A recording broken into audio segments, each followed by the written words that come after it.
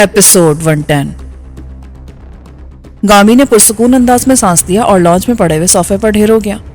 फिर कुछ तौक़ुफ़ के बाद बोला, कामरान साहब, अब मैं ज़्यादा अच्छे तरीके से काम कर सकूंगा। साईं रहते तो मुझे उन्हीं की फिक्र लगी रहती। मैंने उसकी बात का जवाब दिए बगैर अपना ब्रीफ केस उठाया और राइफल असेंबल करने लगा। उसके बहुत से फाजल राउंड्स मेरी जैकेट की जेबों में थे जो इस वक्त अलमारी में थी। मैंने बहुत उजलत में लिबास तब्दील किया और अपना मखसूस लिबास पहन लिया। जीन्स, चमड़े की जैकेट और क्रेप सोल के लॉन्ग शूज़ जिनकी खुफिया जेबों में बारीक फल वाले खंजर पोशीदा थे। हर तरह से तैयार होने के बाद मैंने सोचा कि इस मोहलत से फ़ायदा उठाकर कॉफ़ी ही पी लूँ। मैं कॉफ़ी बनाने के इरादे से किचन की तरफ बढ़ा। मैंने केतली में पानी डाला ही था कि मुझे कॉरिडोर में बहुत से भारी कदमों की आवाज़ सुनाई दी। मैं जल्दी से लाउंज में आ गया। अचानक दरवाजे पर ज़ोरदार दस्तक हुई।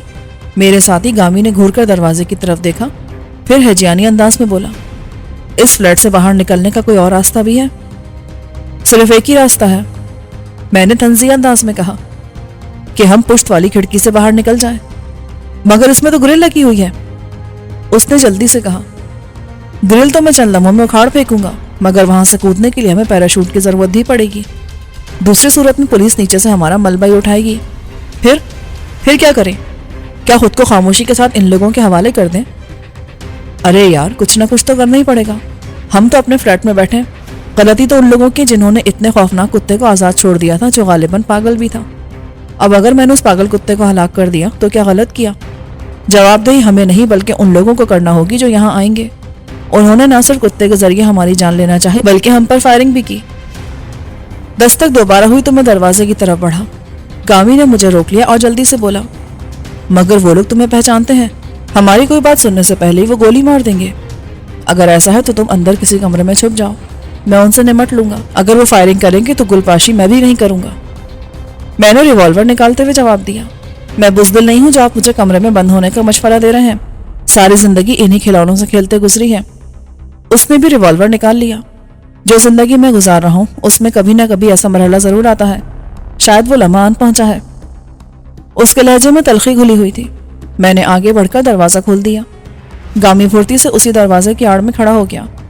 रिवॉल्वर मेरे दाएं हाथ में था जो इस वक्त मैंने पुश्त पर कर लिया था। दरवाज़ा खोलते ही 3 आदमी नजर आए।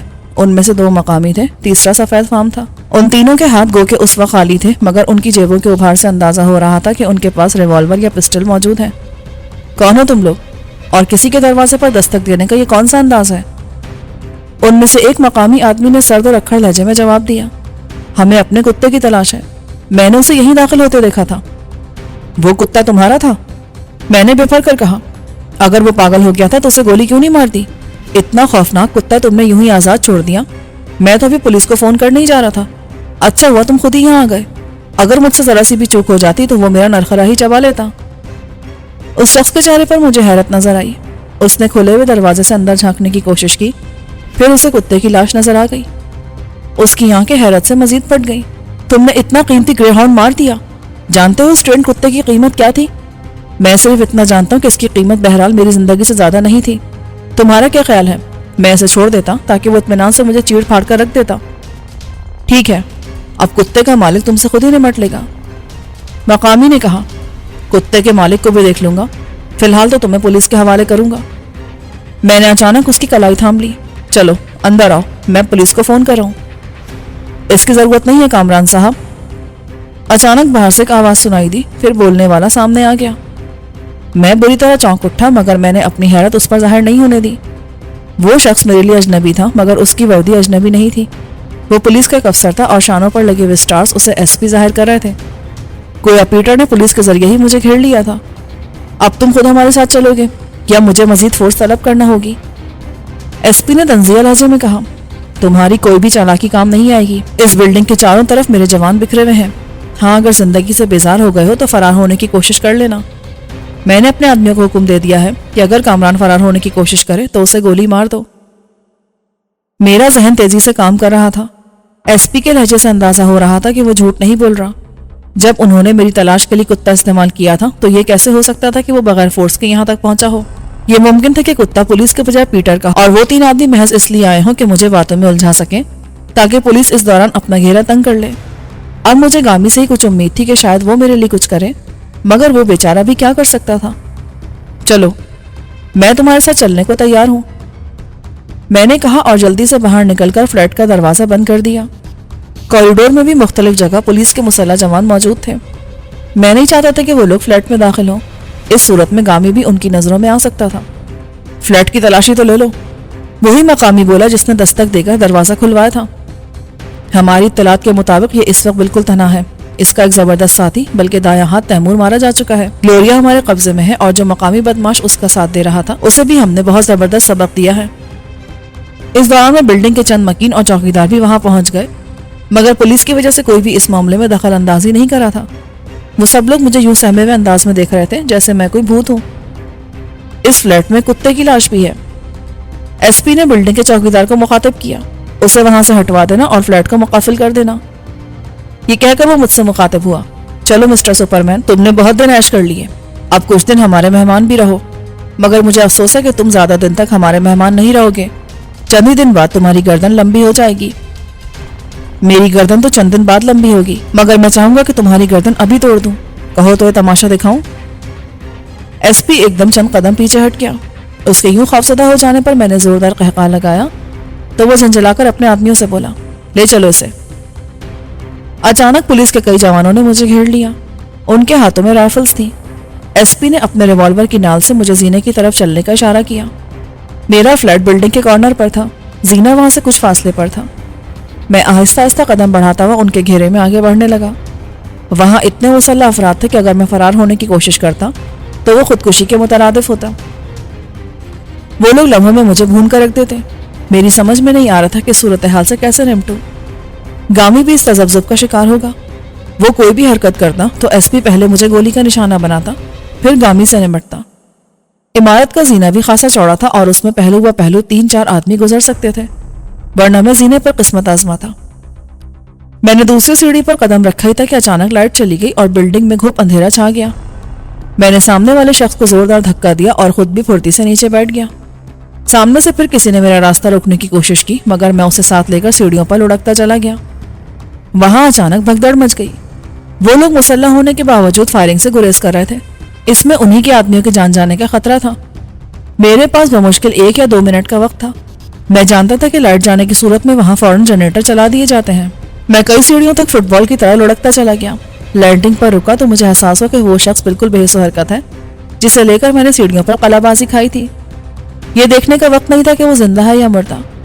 میں نے اسے وہیں چھوڑا اور خود بیٹھے ہی بیٹھے نیچے کی طرف چلا۔ اچانک جنریٹر چلنے کی آواز میرے کانوں میں آئی، پھر روشنی کا ایک جھماکا سا ہوا اور دوسرے لمحے سب کچھ تاریکی میں ڈوب گیا۔ میرا دل خوشی سے بلّی اچھلنے لگا، گویا لائٹ گئی نہیں تھی بلکہ کہیں سے شارٹ سرکٹ کیا گیا تھا۔ اب جب تک سرکٹ کا سراغ نہ ملتا وہ بلڈنگ یوں ہی تاریکی میں ڈوبی رہتی۔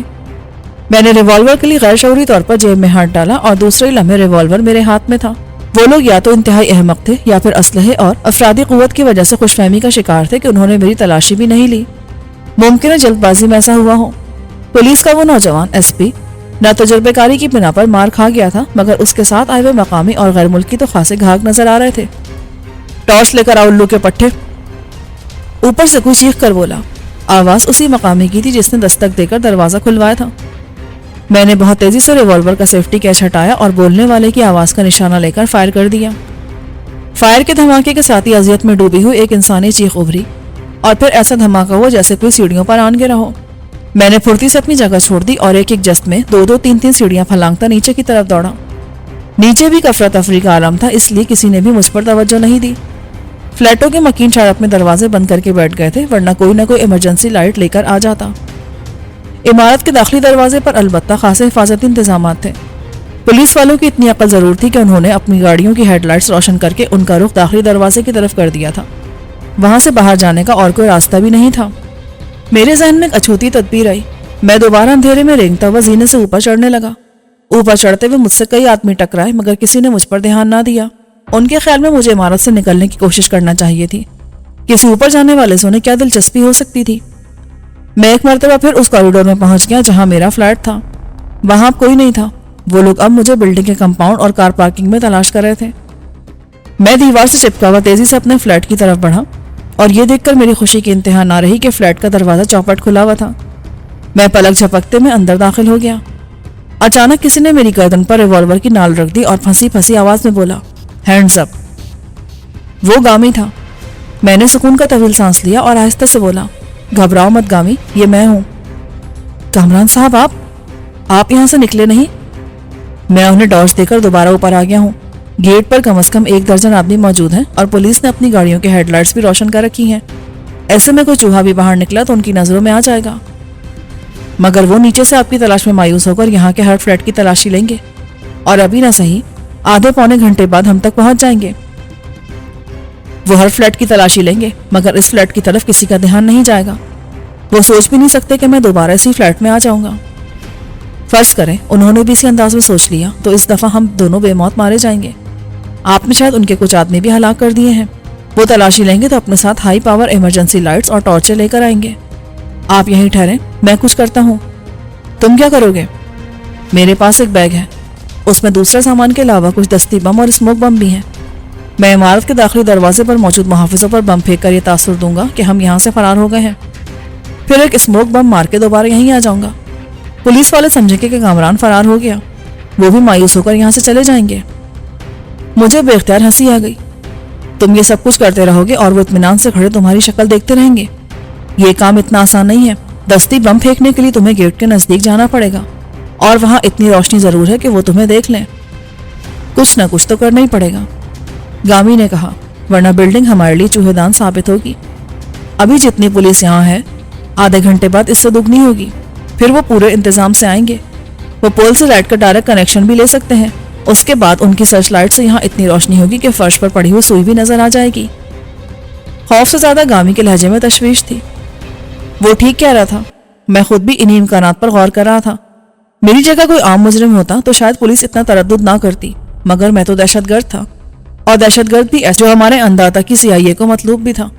اگر ملک کے حکمرانوں کی نظروں میں کامران محب وطن بھی تھا تو کیا ہوا؟ آقا کی خوشنودی حاصل کرنے کے لیے مجھ سے پہلے نہ جانے کتنے کامران قربان کیے جا چکے تھے۔ کس سوچ میں پڑ گیا کامران صاحب؟ میں سوچ رہا ہوں کہ تمہاری باتیں درست ہیں، مگر تمہاری پلاننگ خودکشی کے مترادف ہے۔ اگر باہر سے ہمیں مدد پہنچ جائے تو؟ جتنی دیر میں باہر سے مدد پہنچے گی اس وقت تک پورے کراچی کی پولیس یہاں ہوگی اور وہ ایک ایک گلی کو بلاک کر دیں گے۔ پھر تم اکیلے نہیں جاؤ گے، میں بھی تمہارے ساتھ چلوں گا۔ اگر ہماری پلاننگ کامیاب ہو گئی تو یہاں واپس آنے کے بجائے نکل ہی چلیں گے، ورنہ موت تو مقدر ہے ہی۔ کامران صاحب میں وقت ضائع مت کرو، میں نے اسے ٹوک دیا اور یوزی کی ہلاکت خیز رائفل اپنے شانے سے لٹکا لی۔ چلے پھر میں آگے جاتا ہوں، آپ مجھے کور دیں۔ نہیں گامی، ہم دونوں بلڈنگ کی مخالف سمتوں سے ان پر فائرنگ کریں گے۔ پارکنگ میں دائیں بائیں اتنی گاڑیاں ہیں کہ وہاں پوری ایک پلاٹون مورچہ بنا سکتی ہے۔ کوشش کرنا کہ پہلے پولیس کی گاڑیوں کی ہیڈ لائٹس ناکارہ ہو جائیں، اس کے ساتھ ہی جگہ بدل بدل کر فائرنگ کرنا تاکہ انہیں یہ محسوس ہو کہ حملہ آور تعداد میں کئی ہیں۔ میں بھی یہی کروں گا۔ فائرنگ کے لیے ریوالور اور رائفل دونوں استعمال کرنا، اس سے وہ دھوکے میں آسانی سے آ جائیں گے، مگر جب تک روشنی ہو بم استعمال مت کرنا۔ اس نے بھی اس دوران میں رائفل نکال لی تھی اور اب فاضل راؤنڈز ایک شولڈر بیگ میں بھر رہا تھا۔ ہر طرح سے تیار ہونے کے بعد میں نے اسے گلے لگایا اور کہا، زندگی رہی تو پھر ملاقات ہوگی، ہماری ملاقات دوبارہ ضرور ہوگی۔ اس نے پر یقین لہجے میں کہا، یہ تو بتائیں کہ یہاں سے نکل کر آپ کس طرف جائیں گے؟ میں ابھی کچھ نہیں کہہ سکتا۔ میں اسے جیرے کے گھر کا پتہ نہیں بتانا چاہتا تھا۔ تم دلاور سے رابطے میں رہنا، دلاور کو تو تم جانتے ہی ہوگے، میں بھی جلدی اس سے رابطہ کروں گا۔ ہم لوگ سینے تک ایک ساتھ آئے، پھر نیچے اتر کر اندھیرے میں مخالف سمتوں میں رینگ گئے۔ پولیس والے اب گراؤنڈ فلور کے ایک فلیٹ کی تلاشی لے رہے تھے۔ میں آگے بڑھائی تک ایک گرجدار آواز سنائی دی، رک جاؤ، کون ہو تم؟